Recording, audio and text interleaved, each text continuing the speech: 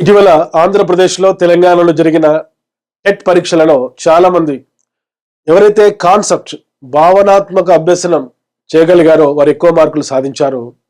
ఎవరైతే ఈ బట్టి పద్ధతిలో రోడ్ మెమరీతో అర్థం లేకుండా చదివారో వారు తక్కువ మార్కులు సాధించారు. చాలా మంది క్వాలిఫై కాలేదు. ఎప్పుడైనా ఎడ్యుకేషనల్ సైకాలజీ, పెడగాజీ, ముఖ్యంగా ఈ BEd DEd related subjects concepts నేర్చుకోవాలి. అంతేగాని లైన్ టు లైన్ బట్టి పద్ధతిలో నేర్చుకుంటే ఫలితాలు ఇదే విధంగా పునరావృతమవుతాయి డిఎస్సికి. కనుక డియర్ స్టూడెంట్స్, ఈ వీడియో చివరి వరకు చూస్తే ఎడ్యుకేషనల్ సైకాలజీ ఎలా ప్రిపేర్ కావాలి, గతంలో తెలంగాణలో ఏపీలో అడిగిన సైకాలజీ పైన ప్రశ్నపత్రాల విశ్లేషణ మీరు నేర్చుకోగలుగుతారు. హ్యాబిట్, ఇంట్రెస్ట్, తెలుగులో అలవాటు మరియు అభిరుచి.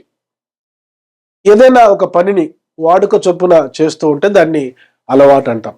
సో దీన్ని సైకాలజీలో ఏమంటారంటే కండిషన్డ్ రెస్పాన్సెస్, నిబంధిత ప్రతిస్పందనలే అలవాట్లు. ఉదాహరణకు ఒక ఎయిర్ హోస్టెస్ ప్రయాణికులు మరి ఫ్లైట్లోకి వస్తున్నప్పుడు చిరునవ్వుతో పలకరించడం అదొక అలవాటు అంతే. దాంట్లో ఇంట్రెస్ట్ ఉండొచ్చు, ఉండకపోవచ్చు. ఒక వ్యక్తి ప్రతిరోజు వాకింగ్ పోవచ్చు, దాంట్లో ఇంట్రెస్ట్ ఉండొచ్చు, ఉండకపోవచ్చు. ఒక వాచ్ రిపేర్ చేసేటువంటి మెకానిక్ వాడుక చొప్పున ఆ వాచ్ రిపేర్ చేస్తాడు, దాంట్లో ఇంట్రెస్ట్ ఉండొచ్చు, ఉండకపోవచ్చు. బెల్ కొట్టగానే అసెంబ్లీకి వెళ్ళడంలో విద్యార్థులు ఆసక్తి ఉండవచ్చు, ఉండకపోవచ్చు. సో ఏకాగ్రతతో లేకుండా, ఇష్టంతో లేకుండా వాడుక చొప్పున కండిషన్డ్ రెస్పాన్సెస్, నిబంధిత ప్రతిస్పందనలు చేస్తే దాన్ని ఏమంటామంటే హ్యాబిట్ అంటాం. మరి ఇంట్రెస్ట్ అంటే ఏమిటి? ఇంట్రెస్ట్ అంటే ఏదైనా ఒక అంశం పట్ల ఉండేటువంటి ఏకాగ్రత. ఏకాగ్రతతో ఒక వ్యక్తి గిటార్ ప్లే చేయడం, ఏకాగ్రతతో ఒక వ్యక్తి ఒక సైన్స్ ప్రయోగశాలలో వర్క్ చేయడం, ఏకాగ్రతతో ఒక వ్యక్తి ఫుట్బాల్ ఆడడం, ఏకాగ్రతతో ఒక వ్యక్తి క్రికెట్ ఆడడం, ఏకాగ్రతతో ఒక వ్యక్తి కార్టూన్స్ నెట్వర్క్ చూడడం. ఇవన్నీ కూడా అభిరుచి. అభిరుచిలో మరొక అంశం ఉంటుంది, ఏకాగ్రతతో పాటు ఇష్టం ఉంటుంది. ఇది ముఖ్యం అనుకుంటారు. ఇది అభిరుచికి అలవాటుకు మధ్య ఉన్నటువంటి డిఫరెన్స్. చూడడానికి రెండు ఒకే విధంగా ఉంటాయి, కానీ ఇంట్రెస్ట్ వేరే, హ్యాబిట్ వేరే. హ్యాబిట్ యాంత్రికంగా చేసే పనులు, ఇంట్రెస్ట్ అభిరుచి అంటే ఏకాగ్రతతో ఇష్టంతో ముఖ్యం అనుకొని స్వయం ప్రేరణతో చేసేటువంటి పనులు. ఇటీవల తెలంగాణ టెట్లో ఒక ప్రశ్న అడిగారు, అది డిస్కస్ చేద్దాం.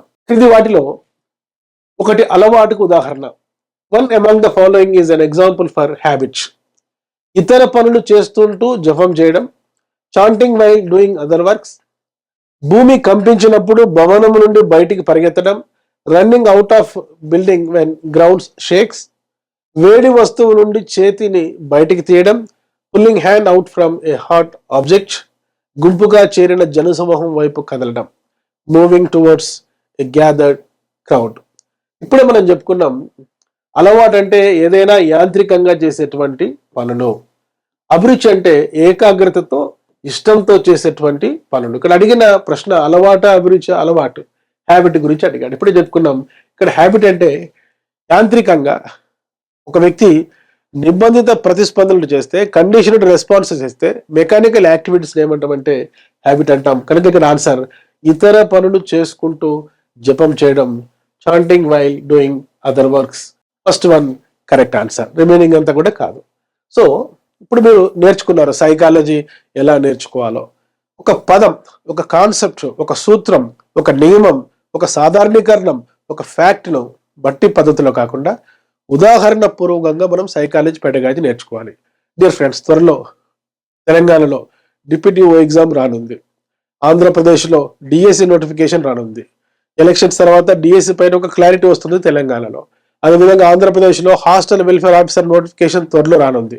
అంటే రాబోయే 1 ఇయర్లో ఏదో ఒక నోటిఫికేషన్ రాబోతుంది. కాబట్టి బిఎడ్ డిఎడ్ స్థాయిలో మనం నేర్చుకున్న education psychology, pedagogy, perspective education concept వైజ్గా నేర్చుకుంటే తప్పనిసరిగా ఈ 1:100 కాంపిటీషన్లో మీరు విజయం సాధిస్తారు.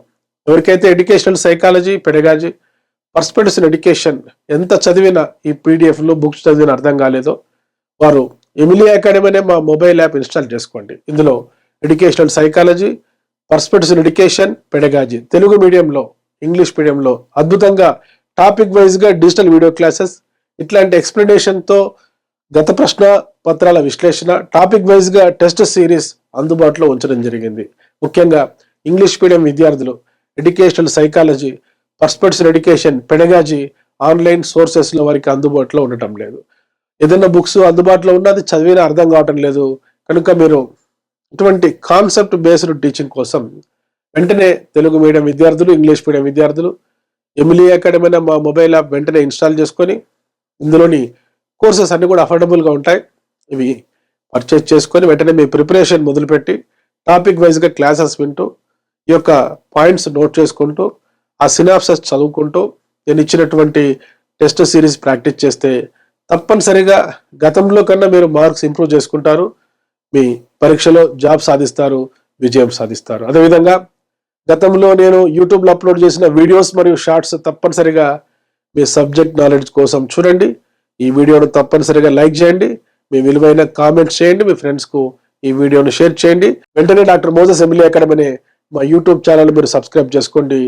మీరు ఇప్పటి నుంచే చక్కటి ప్లాన్తో, ఎమోషనల్ ఇంటెలిజెన్స్తో, మరి టైం మేనేజ్మెంట్తో, ముఖ్యంగా హ్యాబిట్తో కాకుండా ఇంట్రెస్ట్తో కష్టపడి చదవకుండా ఈ psychology, pedagogy, perspective education, GK content ఇష్టపడి చదివితే మీరు డిఎస్ఏ కాదు యూపీపీఎస్సీలో ఐఏఎస్, ఐపీఎస్ కూడా సాధిస్తారు.